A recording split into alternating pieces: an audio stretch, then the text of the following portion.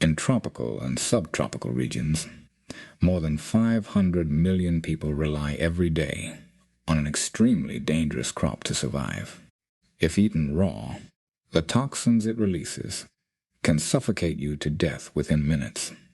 Yet, in the UN Food and Agriculture Organization Food Composition Database, it is described as humanity's most perfect famine insurance. It is cassava, a strange plant that fuses a deadly biochemical weapon with the extremes of survival. Nutritionally, cassava is an extreme compressin energy pack. According to FAO data, carbohydrates make up more than 80% of the dry matter in cassava roots. In the tropics, it is the third largest source of calories, after rice and maize. Even more frightening is its resilience. Cassava demands almost nothing from the soil in terms of pH or fertility. On acidic, nutrient-poor land, where other crops fail completely in drought, cassava can survive by reducing leaf transpiration and rapidly shifting resources underground. With sunlight and a small amount of water, it can quietly manufacture pure starch beneath the surface. This fully underground growth habit dramatically reshaped Africa's historical trajectory in the 16th century. Portuguese slave traders introduced cassava from South America into West Africa. In the centuries that followed, wars spread across the continent. Tribes and colonial forces repeatedly used scorched earth tactics, burning enemies' above-ground crops like rice, wheat, and maize, weaponizing famine to force surrender. Cassava changed the rules of the game because its calories are hidden deep in the soil. Whether the surface was set ablaze or swarmed by locusts, the roots underground remained intact. Even more, mature cassava does not need seasonal harvesting like wheat. It can be stored safely in the ground for 2 to 3 years. Armies could not seize it. Fire could not destroy it. In wartime, it became a last line of defense that kept civilians from total ruin. There is no free lunch to protect its underground energy store from being stolen. Cassava evolved high concentrations of cyanogenic glycosides. FAO monitoring of anti-nutritional factors shows that unprocessed cassava can contain hundreds of milligrams of cyanide per kilogram. Humans have to rely on a laborious process peeling, chopping, soaking in running water for days, fermenting, and finally prolonged high heat cooking to fully break down lineamarin and release hydrogen cyanide gas. When the last traces of poison are gone, what remains is nearly pure carbohydrate. From a strategic staple in West African history to the pearls in today's bubble tea craze, this underground poison has ultimately re-entered modern civilization in a remarkably docile form. In the 21st century, cassava has fully shaken off its coarse food and famine ration stigma, undergoing a second awakening driven by modern food science and global dietary trends. Cassava's dominance in modern food manufacturing comes from its key derivative, tapioca starch. In FAO descriptions of its chemical characteristics, tapioca starch is noted for its very high proportion of amylopectin. This distinctive molecular structure gives it 3 irreplaceable physical properties. In modern food applications, naturally free of gluten proteins, it has become a go-to replacement staple for hundreds of millions of people with conditions such as celiac disease, and for those who choose gluten-free diets. When heated and gelatinized, amylopectin forms a highly transparent, high-viscosity gel. This is the scientific basis for the satisfyingly chewy pearls that made bubble tea a global phenomenon. It resists retrogradation and hardening at low temperatures. So it is widely used as a natural stabilizer in modern frozen, baked goods, and ice cream. Brazilian cheese bread. This cassava-derived dish is currently extremely popular on global social media and in upscale brunch scenes. It takes advantage of tapioca starch's dramatic expansion, and the process is highly satisfying to watch.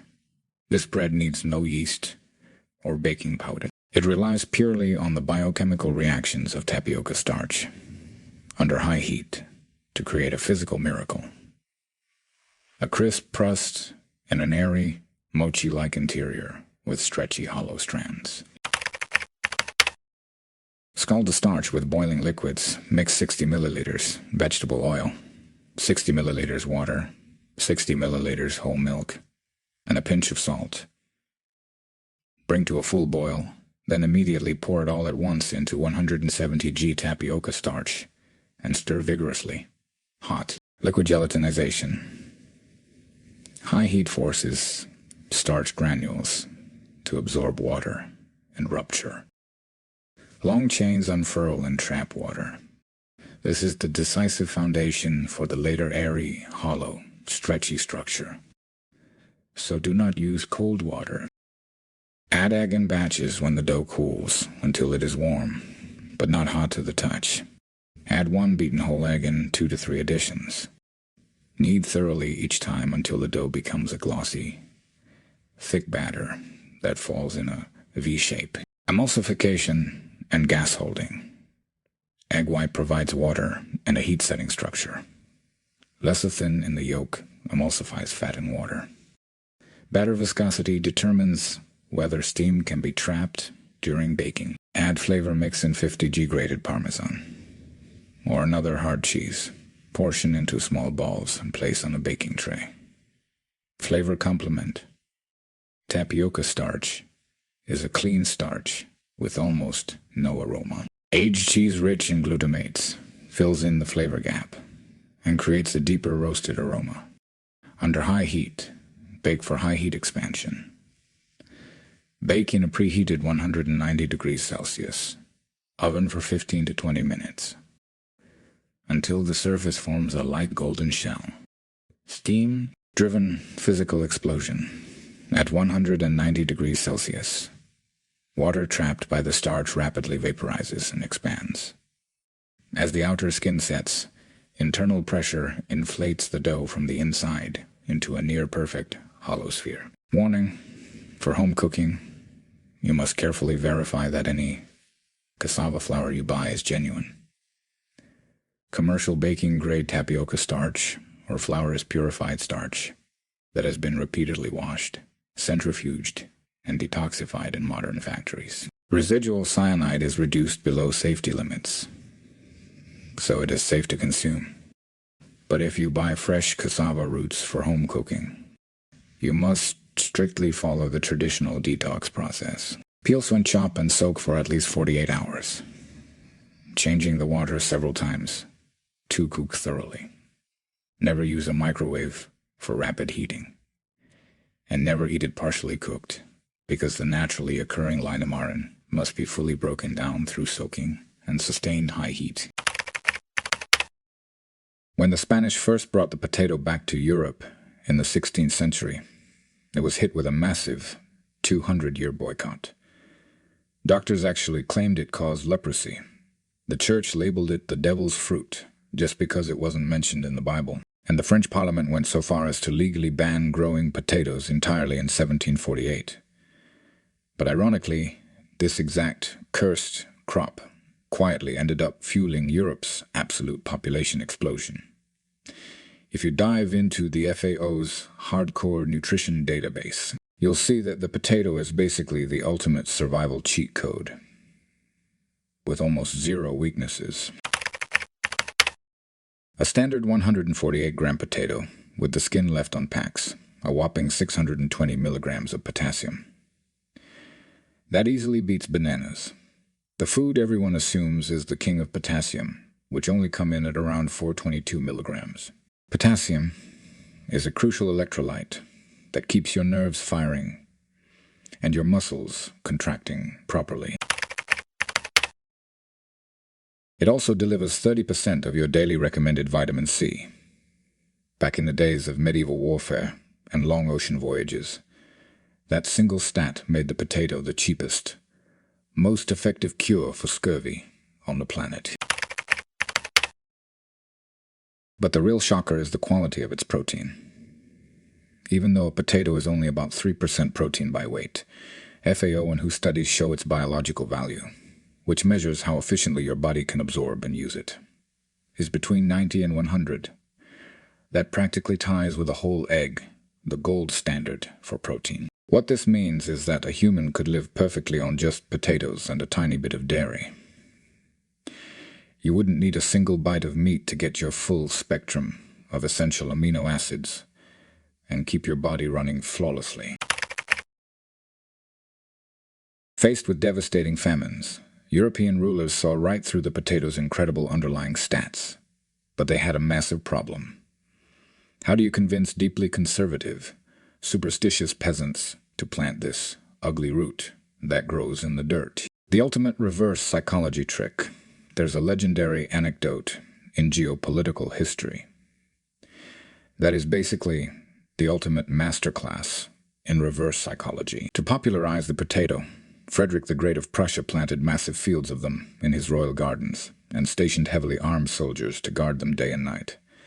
But secretly, he gave his guards a strict order. If you see peasants sneaking in to steal them, look the other way or take a quick bribe. The locals, who used to completely look down on the crop, saw this and immediately assumed these roots were a royal treasure meant only for aristocrats.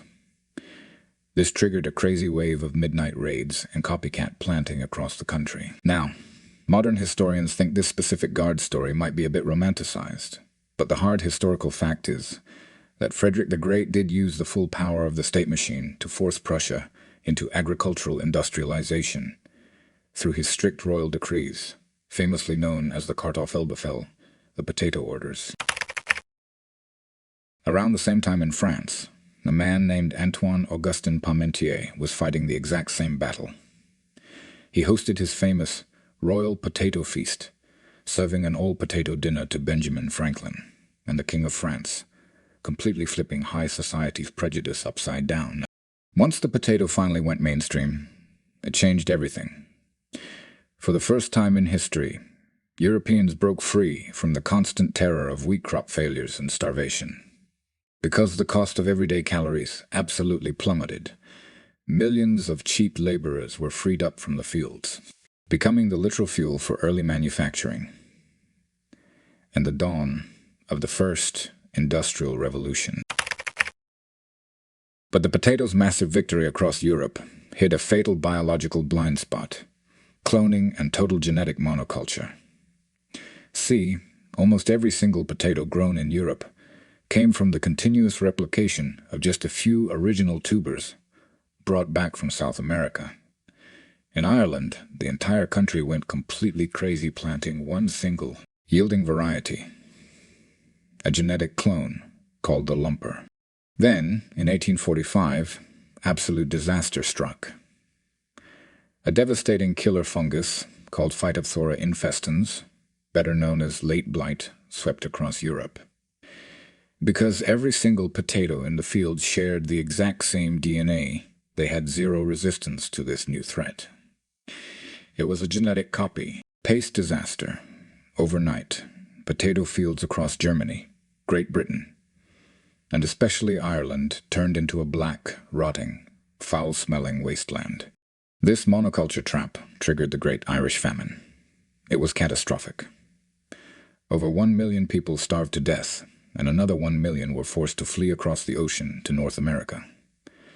A massive wave of migration that directly reshaped the politics and demographics of the United States today. The potato taught humanity a brutal lesson in the hardest way possible. Without biodiversity, even the most powerful survival crop on Earth can collapse in the blink of an eye. Start with thick-cut fries. Place them in a pot of cold water with a pinch of salt, and boil for about 20 minutes until you see tiny cracks starting to form around the edges. This process forces the starch cells inside the potato to absorb water, swell, and completely gelatinize. Those tiny cracks on the edges are crucial. They create the perfect micropockets for the oil to trap into later. Take the fries out, spread them flat on a tray, and throw them straight into the freezer for at least an hour. The dry air in the freezer strips away every last bit of surface moisture. But more importantly, it triggers a process called starch retrogradation, forcing the amylose molecules to realign into a rigid, crystalline structure. Drop the fries into oil heated to 130 degrees Celsius and fry for 5 minutes. Then pull them out and freeze them one more time. The goal here isn't to get any color yet. Instead, you are allowing the remaining surface starch to dissolve and fuse together. This locks the internal moisture inside and creates a rigid glass-like outer shell. Finally, fry them at a high heat of 180 degrees Celsius for about 7 minutes until they are beautifully golden brown. This triggers an intense Maillard reaction and caramelization. The outside instantly transforms into an ultra-crispy, shattered crust, while the moisture inside is completely trapped, creating a fluffy, creamy, souffle-like interior texture. This is the legendary triple-cooked chips method, originally developed by the modern culinary mastermind, Heston Blumenthal. From a rugged, ancient root in the Andes Mountains to hardcore biochemical data in modern labs, all the way to high-precision execution in post. Modern kitchens, every single transformation of the humble potato, has completely redefined the boundaries between humanity and food. Most people think sweet potatoes are just the close cousins of regular potatoes. But according to the FAO's crop classification, they actually belong to a completely different family, the morning glories, or Thuancan volvulaceae. And it turns out they are built with even crazier climate resilience. When temperatures shoot past 30 degrees Celsius, regular potatoes completely shut down and stop growing. But sweet potatoes, that's when they go into overdrive, furiously using photosynthesis to pump out pure starch underground. On top of that, the FAO's micronutrient data shows that the sweet potato packs a punch with some near-perfect anti-famine traits. Orange, fleshed sweet potatoes are packed with an insanely high concentration of beta-carotene, which your body highly efficiently converts into vitamin A during a brutal famine where meat is completely off the table. This cheap root vegetable becomes the ultimate weapon. Handedly stops children from developing night blindness and prevents their immune systems from completely collapsing. The sweet potato originally hailed from tropical America.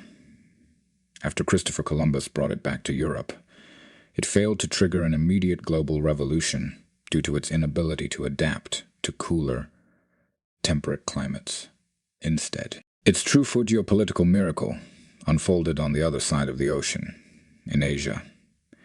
In 1593, during the Wanli era of China's Ming Dynasty, the coastal region of Fujian was suffering from a catastrophic drought that left millions starving. Enter Chen Junlong, a sharp Chinese merchant trading in Luzon, the modern-day Philippines, under Spanish colonial rule. He immediately noticed this incredible crop that could be planted anywhere and yield massive amounts of food. However, to maintain a strict monopoly on their agricultural wealth, the Spanish authorities placed an absolute embargo on sweet potato cuttings. Anyone caught trying to smuggle them out was soon punished by death. Risking decapitation, Chen spent a fortune to secretly purchase a few feet of sweet potato vine. Instead of trying to hide the bulky root vegetables, he took advantage of the plant's insane biological resilience. He carefully braided the live, flexible vines directly into the thick hemp rigging and ropes of his merchant cargo ship, caking them in mud to completely camouflage them. This brilliant piece of misdirection allowed him to slip right past the strict inspections of Spanish customs officers. That single vine crossing the ocean completely rewrote the trajectory of East Asian history. Once introduced to Fujian, the sweet potato spread like wildfire across barren mountainsides and sandy coastal soils, where traditional crops like rice stood zero chance of survival. Throughout the subsequent Qing dynasty, the sweet potato, alongside corn, unlocked hundreds of millions of acres of previously useless, marginal land. This agricultural breakthrough directly supported an unprecedented population explosion, fueling a leap from 100 million to a staggering 400 million people. The humble sweet potato became, without a doubt, the literal fuel of the Golden Age. Even today, the absolute most iconic way to enjoy a sweet potato is grabbing a steaming hot roasted potato on a freezing winter street corner. Most people assume that the reason it roasts to a sticky, honey, oozing finish is simply because the plant itself is naturally packed with sugar. But the food science reality is completely different. This is actually a highly specific biochemical reaction that only triggers within a very precise temperature window. If you try to cheat the system by blasting a sweet potato in the microwave for a quick cook, you will end up with a dry, starchy, and completely flavorless root.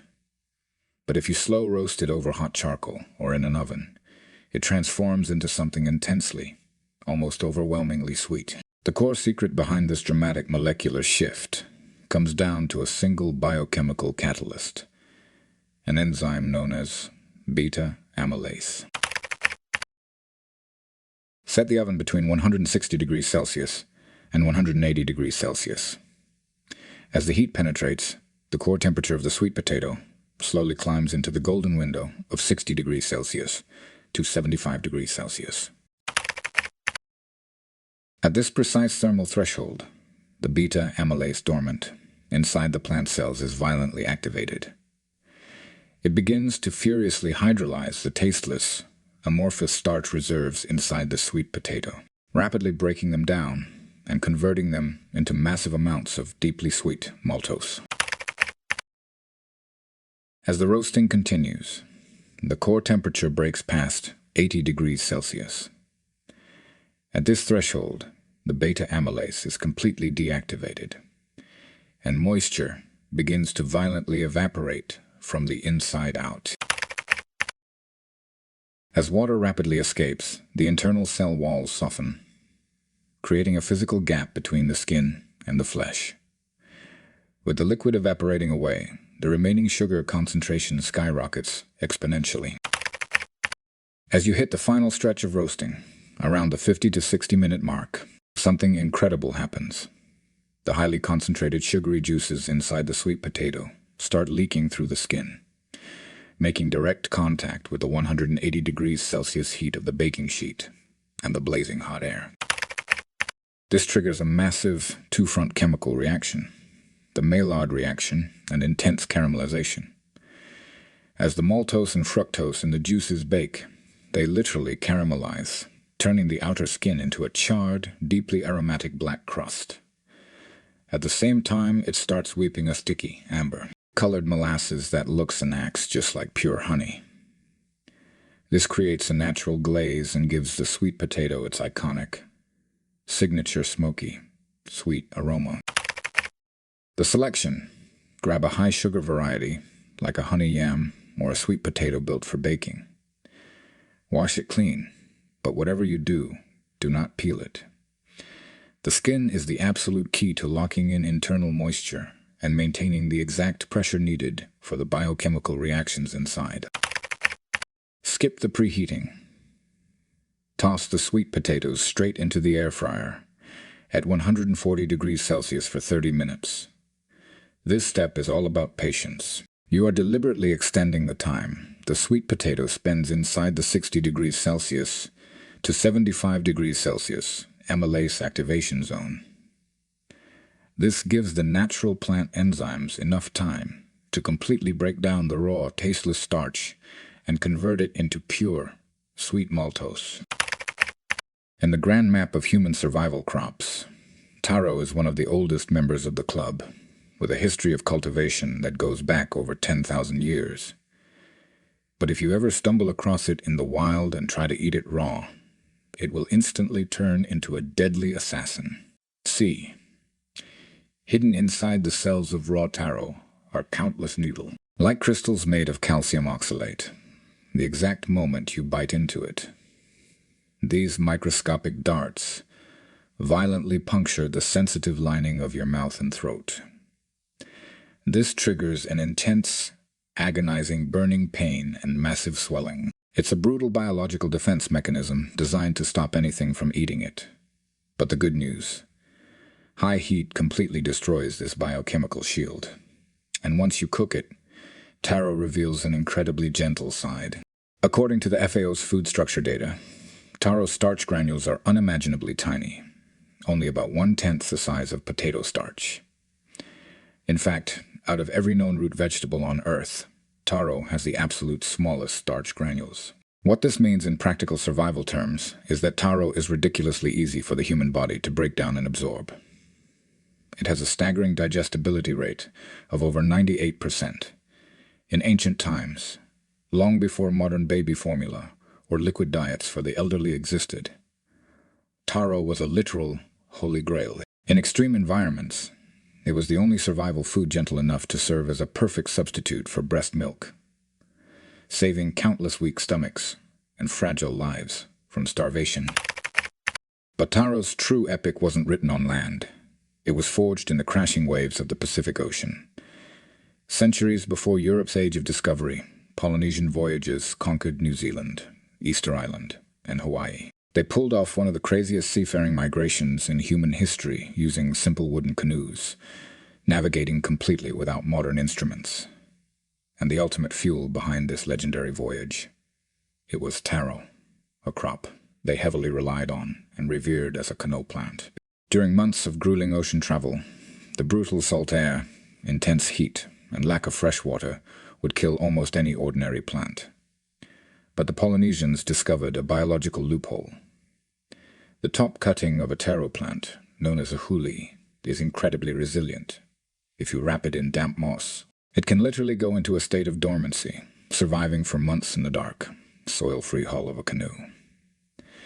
The absolute first thing the voyagers did the moment they stepped onto a new, barren island was clear a patch of land and plant the huli.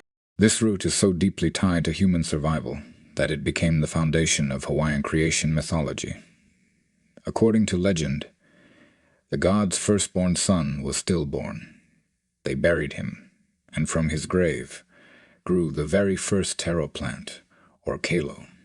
Their second son went on to become the first human ancestor because of this. Native Hawaiians still view taro as humanity's elder brother.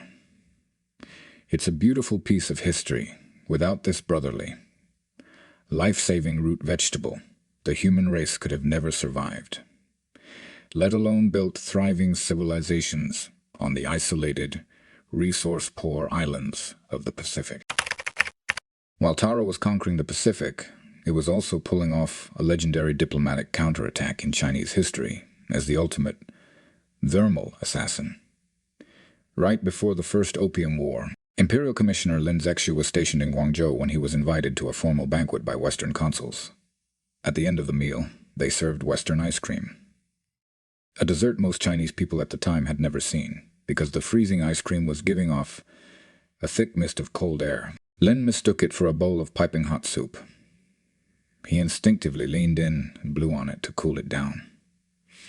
The Western diplomats burst into arrogant laughter, mocking his apparent lack of worldly etiquette. Lin kept his composure, but he didn't forget. Shortly after, Lin hosted a return banquet for the foreign envoys.